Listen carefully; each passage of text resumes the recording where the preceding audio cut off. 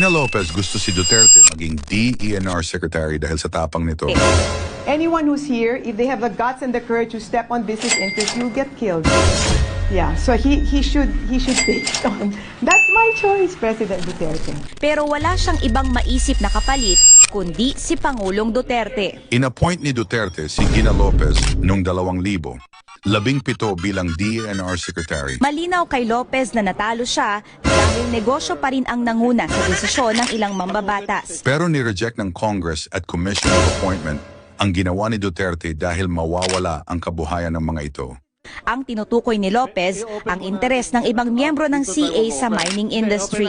And when you make decisions based on business interests, you have shirked your responsibility. You have lost the moral ascendancy to rule the government because to you, business and money is more important than the welfare of our people. Ayon sa mga netizens ay bakit si Duterte ang sinisi ninyo? Naging 10 buwang secretary pa rin si Gina Lopez. Pero ni-reject siya ng Commission of Appointments at walang power si Duterte doon.